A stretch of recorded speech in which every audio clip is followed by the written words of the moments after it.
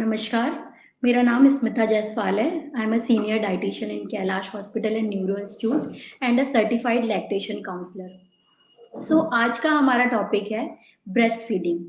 जैसा कि हम सभी जानते हैं, ब्रेस्ट फीडिंग के अनगिनत फायदे हैं, इसीलिए हम ब्रेस्ट मिल्क को बेस्ट मिल्क कहते हैं। ब्रेस्ट फीडिंग क्या होती है, इसके क्या फायदे होते हैं, मदर के साथ साथ बेबी को क्या फायदा होता है और पूरे परिवार को हम किस तरह से ब्रेस्ट फीडिंग का फायदा उठा सकते हैं, उसके बारे में आज हम चर्चा करेंगे। जैसा कि कहा जाता है कि ब्रेस्ट मिल्क जो होता है एक संपूर्ण आहार होता है, जिसे कि हम पूर्णान्न कहते हैं। पूर्णान्न का मतलब ही होता है पूर्ण अन्न। तो जन्म के 6 महीने के बाद हमारी मदर्स को, बेबी को सिर्फ और सिर्फ ब्रेस्ट फीडिंग ही देना चाहिए, जिसे हम एक्सक्लूसिव ब्रेस्ट फीडिंग कहते हैं, जो कि हमारे बेबी के लिए, उसकी डेवलपमेंट के लिए, ग्रोथ के लिए बहुत ही ज़रूरी होता है। उसमें वो सारे विटामिन्स प्रेज़ेंट होते हैं, मिनरल्स और फैट प्रेज़ेंट होते हैं, जो कि हमारे बेबी की ग्रोथ के लिए ज़रूरी होते हैं। तो अकॉर्डिंग टू WHO भी ये माना गया है कि ब्रेस्ट फीडिंग जो होता है, बेबी का संपूर्ण आहार होता है। अब हम बात करेंगे शुरुआत के दिनों में मदर्स का जो सिक्रीशन होता है, गाढ़ा पीला दूध होता है, जिसे कि हम कोलोस्ट्रम बोलते हैं, उसे हम लिक्विड गोल्ड भी कहते हैं। बेबी का फर्स्ट वैक्सीनेशन कहा जाता है, बिकॉज़ उसमें वो सारे ही एंटीबॉडीज़ प्रेज़ेंट होते हैं, जो कि बेबी को फ्यूचर में होने वाले इन्फेक्शन से, बहुत सारी ऐसी रेस्पिरेटरी ट्रैक्ट इन्फेक्शन होते हैं, उन सभी से बचाता है। बहुत सारी ऐसी एलर्जी के चांसेस कम हो जाते हैं अगर बेबी उस कोलेस्ट्रॉम को लेता है तो। उसके अलावा ब्रेस्ट फीडिंग से बेबी को और क्या-क्या फ़ायदा होता है, कुछ ऐसी स्टडीज़ हुई हैं जिसमें ये माना गया है कि जो ब्रेस्ट फीड बेबी होते हैं और जो नॉर्मल फीड के बेबी होते हैं, उनमें कंपेयर किया गया है, तो ऐसे बच्चों का आईक्यू लेवल उन बच्चों के कंपैरिज़न में काफ़ी अच्छा होता है। इट मीन्स कि वो बच्चे कंपैरेटिवली ज़्यादा इंटेलिजेंट होते हैं। इसके अलावा ब्रेस्ट फीडिंग कराने से बेबी में कॉन्स्टिपेशन के चांसेस बहुत कम होते हैं, कब्ज़ की शिकायत बहुत कम होती है। फ्यूचर में होने वाली आजकल बहुत सारी ऐसी बीमारियाँ जैसे टाइप 2 डायबिटीज़ हो गई, कोलेस्ट्रॉल हो गया और उसके अलावा अदर जो डिज़ीज़ेज़ होते हैं जिससे कि ज़्यादातर फ्यूचर में इन बीमारियों के होने के चांसेस होते हैं, उन सभी चीज़ों से इन बच्चों में इन सारी तरह की बीमारियों के कम होने के चांस होते हैं। इसके अलावा ऐसा और माना गया है कि ब्रेस्ट फीड का कंपोज़िशन ऐसा होता है कि ये बेबीज़ ओवरवेट या ओबीज़ नहीं होते हैं, बिकॉज़ मदर मिल्क में वो उसी तरह से बना होता है, जैसा-जैसा हमारा बेबी ग्रोथ करता जाता है, मदर मिल्क में वो ऑटोमैटिक चेंजेज़ होते जाते हैं, जो कि हमारी बेबी की रिक्वायरमेंट होती है। अब हम बात करते हैं कि माँ को होने वाले क्या-क्या फ़ायदे होते हैं। बेबी के तो जो फ़ायदे हैं वो है ही हैं, हमारी मदर्स को भी इसके क्या-क्या फ़ायदे होते हैं उसके बारे में हम बात करेंगे। मोस्ट ऑफ द टाइम ऐसा होता है कि मदर अपने वेट को लेके बहुत कॉन्शियस होती हैं ड्यूरिंग दिस आफ्टर प्रेगनेंसी या आफ्टर डिलीवरी। तो मैं उन सभी मदर्स को ये बताना चाहूँगी कि ब्रेस्ट फीडिंग एक नेचुरल प्रोसेस है जिसमें आप अपना वेट मैनेजमेंट नेचुरल वे में कर सकते हैं, बिकॉज़ जब हम ब्रेस्ट फीड कराते हैं, तो मदर की खुद की कैलोरीज़ बर्न होती है बेबी को फीड कराने में। तो इस तरह से एक नेचुरल वे में आप अपने वेट को मेंटेन कर सकते हैं आफ्टर डिलीवरी। फिर हम बात करते हैं आजकल कुछ कॉमन कैंसर्स हैं जो कि मदर्स में बहुत कॉमन होते हैं या फीमेल्स में कॉमन होते हैं, जिसमें कि ओवेरियन कैंसर, ब्रेस्ट कैंसर, जो कि आजकल बहुत ही कॉमन कॉमन है। अगर मदर अपने बेबी को फीड कराती हैं, तो इस तरह के कैंसर होने के चांसेस बहुत ही कम होते हैं इन मदर्स में। फिर हम बात करते हैं पोस्टपार्टम डिप्रेशन की। आफ्टर डिलीवरी ऐसा देखा गया है कि मदर्स इन सब चीज़ों से सफ़र करती हैं, बट अगर वो अपने बेबी को ब्रेस्ट फीड कराते हैं, तो पोस्टपार्टम डिप्रेशन के चांसेस भी बहुत कम होते हैं। ड्यूरिंग ब्रेस्ट फीडिंग कुछ हार्मोन्स का सिक्रीशन होता है, लाइक हम ऑक्सीटोसिन की बात करते हैं, जो कि एक लव हार्मोन होता है। इसके रिलीज होने पे यूटेरस का कॉन्ट्रैक्शन हो जाता है जल्दी, जिसकी वजह से मदर्स में ब्लीडिंग के चांसेस कम हो जाते हैं। ब्लीडिंग कम होती है तो उनमें जो आयरन डेफिशिएंसी एनीमिया होते हैं उसके चांसेस कम होते हैं, यानी कि हीमोग्लोबिन की कमी नहीं होती है। ऑक्सीटोसिन के अलावा एक हार्मोन और सीक्रेट होता है जिसको हम बोलते हैं प्रोलैक्टिन। प्रोलैक्टिन हार्मोन जब इंक्रीज होता है तो ऐसी मदर में 6 टू 8 मंथ तक पीरियड्स के चांसेस होने का चांस कम होते हैं, जिसकी वजह से उनका खून का स्राव कम होता है, यानी कि हीमोग्लोबिन की कमी नहीं होती है और आयरन का लेवल मेंटेन रहता है। ब्रेस्ट फीडिंग एक तरह से नेचुरल कॉन्ट्रासेप्टिव भी कहलाता है, because due to this prolactin hormones egg formation suppress होता है, जिसकी वजह से सेकेंड प्रेगनेंसी के चांसेस कम होते हैं और मदर को सेकेंड प्रेगनेंसी होने के चांसेस कम होते हैं। नाउ अब हम बात करते हैं कि ब्रेस्ट फीडिंग से मदर और बेबी के अलावा फैमिली मेंबर्स को क्या फायदा होता है। तो सबसे पहले तो मैं बताना चाहूँगी कि इकोनॉमिकली भी ये फ़ायदेमंद होता है। ब्रेस्ट फीडिंग के लिए आपको किसी भी तरह की प्रिपरेशन करने की ज़रूरत नहीं है।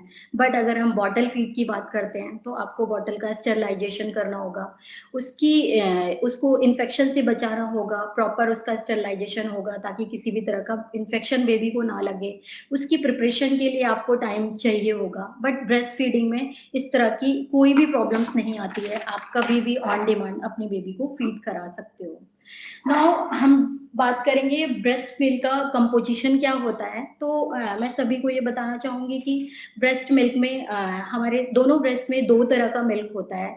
स्टार्टिंग का जो मिल्क होता है, जिसे कि हम फोर मिल्क कहते हैं, वो थोड़ा-सा उसमें वाटर कंटेंट ज़्यादा होता है, जो कि बेबी की थर्स्ट को सैटिस्फाई करता है, क्योंकि उसमें वाटर कंटेंट ज़्यादा होता है। बाद का जो गाढ़ा दूध होता है, जिसे कि हम हाइंड मिल्क कहते हैं, उसमें फैट का कंपोजिशन ज़्यादा होता है, कैलोरी कंटेंट ज़्यादा होता है, जो कि बेबी की ग्रोथ के लिए और बेबी की भूख को मिटाता है और बेबी के डेवलपमेंट के लिए ज़रूरी है। नाउ कुछ चीज़ें हैं, जैसे कि क्या टेक्निक यूज़ करना है, मदर को किस तरह की प्रॉब्लम आती है, उसके बारे में भी हम बात करेंगे। तो इस पे सबसे पहले मदर की कंफर्ट बहुत ज़रूरी है। उसकी पोजीशन हमें देखना है कि मदर किस पोजीशन में बैठी है। बहुत बार डिलीवरी के बाद बैक पेन और ये सारी चीज़ें मदर सफ़र करती हैं। तो उस टाइम पे आपको झुक के फीड नहीं कराना है, अपनी कंफर्ट का ध्यान देना है, पिलो का सपोर्ट लेके, फैमिली मेंबर का सपोर्ट लेके आप बेबी को लैच कराइए। लैचिंग सबसे ज़रूरी है, बेबी की पकड़ निप्पल पे अच्छी होनी चाहिए, जिसके लिए कुछ पॉइंट्स का ध्यान रखना है कि आपको खुद नहीं झुकना है, बेबी को अपनी तरफ अच्छे से अटैच करना है, अपनी अपनी तरफ बेबी को लेना है, खुद झुक के फीड नहीं कराना है। उसके अलावा ब्रेस्ट में जो एरियोला पोर्शन होता है, ब्लैक पोर्शन होता है, वो पूरी तरह से बेबी के मुंह में जाना चाहिए, तभी बेबी की पकड़ अच्छी होगी और बेबी प्रॉपर तरीके से फीड कर पाएगा। नाउ अब हम बात करते हैं कि ब्रेस्ट फीड कब तक कराना चाहिए। तो इसके लिए भी है, डब्ल्यूएचओ की गाइडलाइंस के हिसाब से 1.5 से 2 साल तक आप अपने बच्चे को फीड करा सकते हो, जिसमें कि जन्म से लेकर 6 महीने तक तो सिर्फ और सिर्फ ब्रेस्ट फीड ही कराना है। उसमें आपको किसी और चीज की जरूरत नहीं होती है। मदर के मिल्क में वो सारी चीजें प्रेजेंट होती है जो हमारी बेबी की ग्रोथ और डेवलपमेंट के लिए जरूरी होती है। 6 मंथ के बाद हम धीरे धीरे सॉलिड्स स्टार्ट करते हैं, बट शुरुआत में 70% मिल्क होना चाहिए मदर का। 30% फूड हम स्टार्ट कर सकते हैं, जिसमें दाल हो गया, चावल हो गया, मैश्ड फूड हो गया। फिर धीरे धीरे वो इनटेक, मदर के मिल्क का इनटेक कम होगा, खाने का इनटेक बढ़ेगा। इट मीन्स 1 साल के बाद आप खाना तो शुरू कर सकते हैं, बट खाने के साथ साथ मदर मिल्क भी जरूरी है। अब अगर हम बात करें वर्किंग वुमेन की, कि वर्किंग वुमेन के लिए आप क्या कर सकते हो, तो ये वर्किंग वुमेन को हमेशा ये टेंशन होती है कि 6 मंथ की मैटरनिटी के बाद उन्हें अपनी जॉब स्टार्ट करनी है, तो उस टाइम पे उन्हें बेबी को ब्रेस्ट फीड नहीं कराना होगा या छुड़वाना होगा। तो ऐसा नहीं है, क्योंकि आजकल सभी जगह पे ये लैक्टेशन के लिए लोग प्रमोट कर रहे हैं। तो सब जगह पे पहले तो मैटरनिटी लीव है, एटलीस्ट 6 मंथ तक तो अपना आप फीड कराओ ही कराओ। उसके बाद आप मिल्क को एक्सप्रेस करके स्टोर करके रख सकते हो।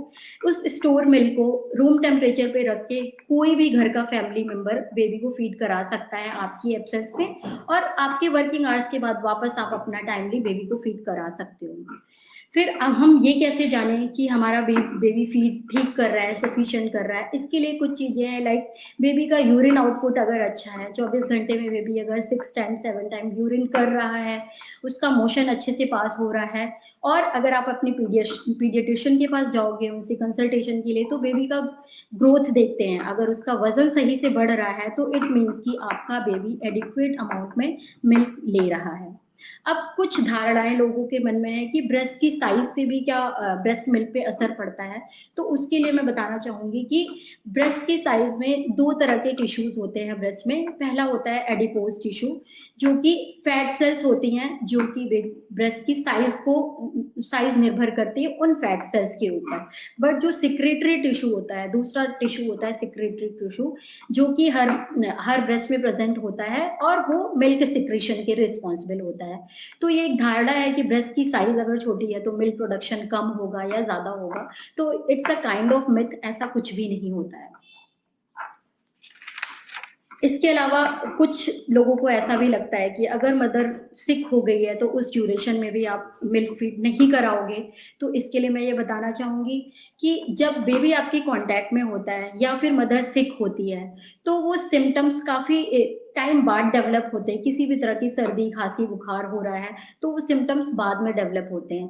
बट वो जो भी बैक्टीरिया और वायरस होते हैं, उसपे ऑलरेडी आप इन्फेक्ट हो चुके हो। बट जब एंटीबॉडीज जो कि उस इन्फेक्शन से बेबी को बचाता है, अगर उस टाइम पे आप अपना ब्रेस्ट फीड रोक देते हो, तो वो एंटीबॉडीज आपने एंटी बैक्टीरिया तो दे दिया है, बट आप एंटीबॉडीज बेबी को नहीं दे रहे हो। तो ऐसी एक ये मिथ है कि उस ड्यूरेशन पे आपको फीड नहीं कराना है, आप उस टाइम पे भी अपना फीड करा सकते हो। लोगों की कुछ धारणा ये भी है कि अगर आप 1 साल के बाद बच्चे को फीड नहीं कराना है, तो जैसा कि मैंने पहले भी बताया कि डब्ल्यूएचओ की गाइडलाइंस के हिसाब से आप 1.5 से 2 साल तक फीड करा सकते हो। इवन अगर आपका बेबी डिमांड करता है, तो आप उसके बाद भी फीड करा सकते हो। तो 1 साल के बाद खाना तो ज़रूरी है, बट ब्रेस्ट फीड भी आप साथ के साथ बेबी को करा सकते हो। इसके अलावा लास्ट में मैं यही कहना चाहूँगी कि ब्रेस्ट फीड जो है एक तरह से पूर्णान्न होता है, उसमें बेबी के हिसाब से वो सारे ही न्यूट्रिएंट प्रेज़ेंट होते हैं, जो हमारे बेबी के लिए ज़रूरी होते हैं। तो आप अपने बेबी को कम से कम 6 महीने तक अपना ब्रेस्ट फीड कराओ, उसके बाद मैक्सिमम 1.5 से 2 साल तक आप ब्रेस्ट फीड करा सकते हो। साथ के साथ फूड तो स्टार्ट करना ही करना है, बट आप 6 मंथ के बाद भी बेबी को अपना ब्रेस्ट फीड करा सकते हो। आपके पास अगर किसी भी तरह के क्वेश्चन हैं, तो आप अब हम उन क्वेश्चंस को लेंगे कि ब्रेस्ट फीडिंग में क्या लोगों की मिथ्स हैं, क्या क्वेरीज़ हैं, वो हम सॉल्व करेंगे।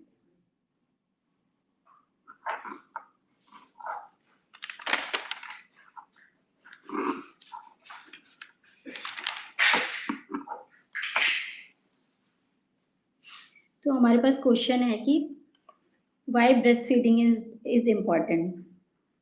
तो जैसा कि हमने बताया कि ब्रेस्ट फीड एक तरह से संपूर्ण आहार होता है बेबी के लिए। उसमें वो सारे ही विटामिन्स, मिनरल्स प्रेज़ेंट होते हैं, जो कि हमारे बेबी को फ्यूचर में होने वाले इन्फेक्शन से बचाते हैं। तो इसलिए ये इम्पोर्टेंट होता है। Now next question is, can we breastfeed for 2 years because doctors are nowadays saying to stop it after 6 months? ऐसा कुछ भी नहीं है। आप 6 महीने तक तो सिर्फ और सिर्फ ब्रेस्ट फीड कराना है, बट उसके बाद भी आप 1.5 से 2 साल तक, क्योंकि डब्ल्यूएचओ की भी ये गाइडलाइंस है कि 2 साल तक अपने बेबी को फीड करा सकते हो। अगर आपका बेबी डिमांड करता है तो खाने के साथ साथ आप ब्रेस्ट फीड भी कंटिन्यू कर सकते हो जब तक आपका बेबी चाहता है।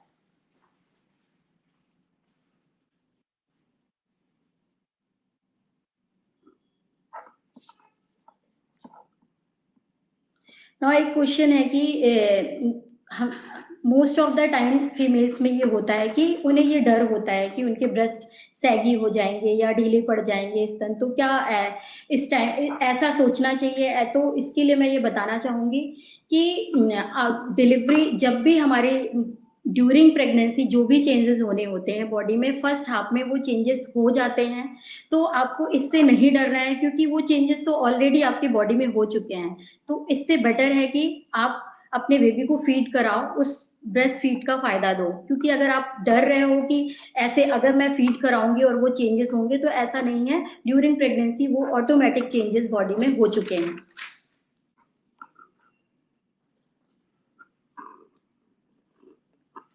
एक क्वेश्चन है कि क्या ब्रेस्ट फीड से पहले हर टाइम आपको ब्रेस्ट को क्लीन करना है? तो ये भी मैं बताना चाहूँगी कि निप्पल्स जो हमारा होता है, निप्पल्स की साइड का जो एरियोला पोर्शन होता है, उसमें जो है कुछ सिक्रीशंस होते हैं, कुछ ग्लैंड्स होते हैं, जिसमें कि वो उस पोर्शन को मॉइस्ट रखते हैं, स्वस्थ रखते हैं। तो ऐसा हर बार ज़रूरी नहीं है कि आपको उस एरिया को क्लीन करना है।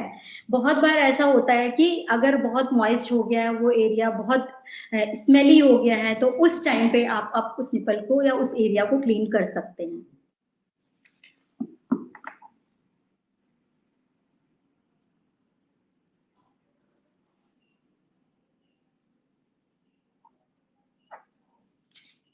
Anything else?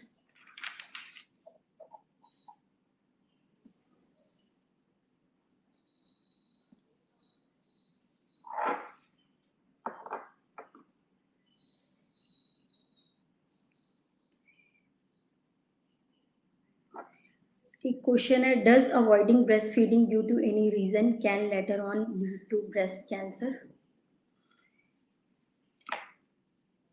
अगर किसी भी कारणवश मदर अपनी बेबी को फीड नहीं करा पाती है तो इट्स नॉट नेसेसरी कि वो ब्रेस्ट कैंसर में ही लीड हो जाएगा।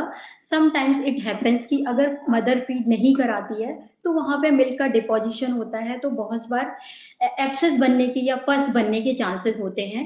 बट अगर ऐसी कंडीशन आती है तो समटाइम्स इट हैपेंस कि सर्जरी की नौबत आ जाती है जिसमें उस एब्सेस को क्लीन किया जाता है। इन एवरी केसेस ऐसा नहीं होता है कि वो ब्रेस्ट कैंसर में कन्वर्ट हो जाएगा। How can breast feeding be made more comfortable for both mother and baby? So इसका यही जवाब है, मैंने पहले भी बताया कि ब्रेस्ट फीडिंग की जर्नी में मदर के साथ साथ फैमिली मेंबर्स का भी सपोर्ट बहुत ज़रूरी है।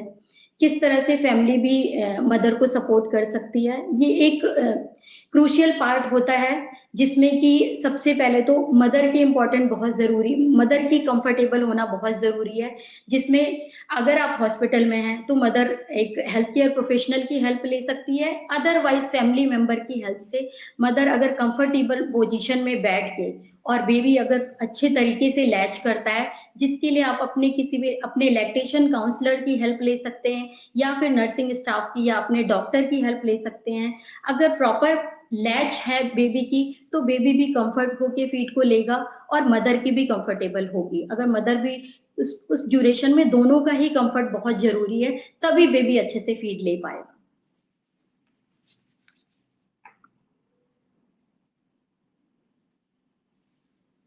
What are the some of the health risks associated with not breastfeeding?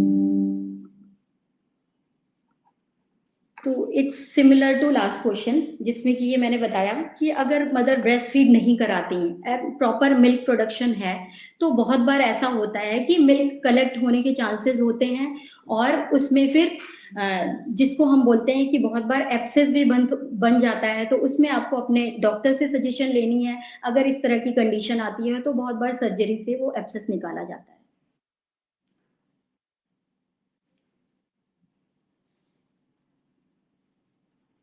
If a baby has breast cancer, if the lady has breast cancer, how will she breastfeed her baby?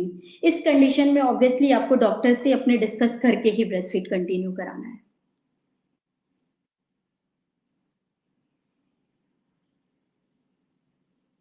Can we breast feed while taking some medication like antibiotics?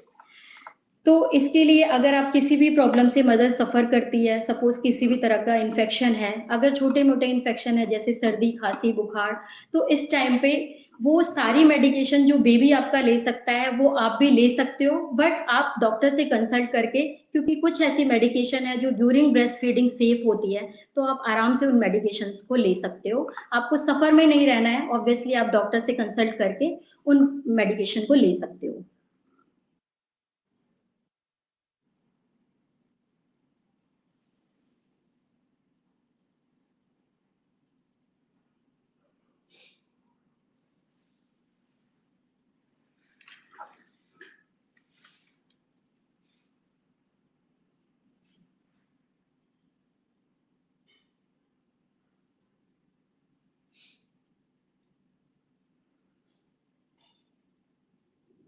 How does breastfeeding support the development of baby's immune system, and what can we do to ensure that all babies have access to the benefits of breastfeeding? तो जैसा कि मैंने बताया, सबसे पहले तो शुरुआत का जो मिल्क होता है कोलेस्ट्रम, जिसमें कि बहुत सारे एंटीबॉडीज प्रेजेंट होते हैं। उसके अलावा वो बहुत सारे आईजीजी, आईजीएम, बहुत सारे ऐसे एंटीबॉडीज होते हैं जो कि बेबी की इम्यून सिस्टम को स्ट्रॉन्ग करते हैं।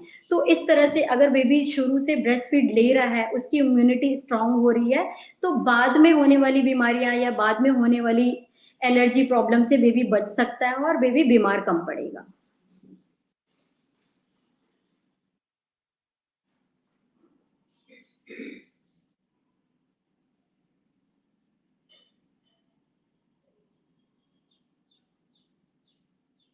How can partner support during breast feeding period?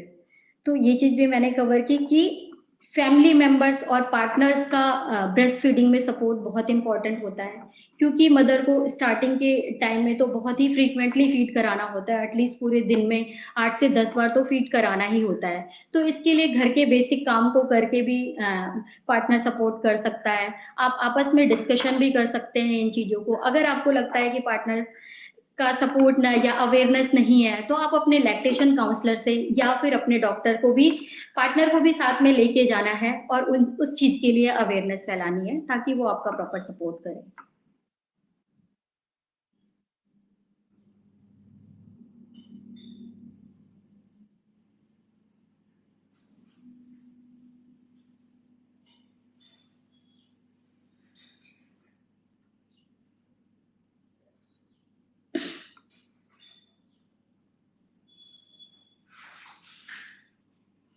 So I think questions अभी इतने ही है। अगर किसी अदर तरह की क्वेरी है और भी क्वेश्चंस है, तो आप कमेंट बॉक्स में लिख सकते हैं। वी विल ट्राई कि हम उन सारे ही क्वेश्चंस का जवाब दें। उसके अलावा लास्ट में मैं यही कहना चाहूंगी कि breast milk is the best milk. उसके कंपैरिजन में कोई भी फॉर्मूला मिल्क या अदर तरह के मिल्क, उसका कोई कंपैरिजन नहीं है। आप कोशिश यही करो कि 1.5 से 2 साल तक ज्यादा से ज्यादा अपने बेबी को ब्रेस्ट फीड कराओ और इस जर्नी को एंजॉय करो। Thank you for watching.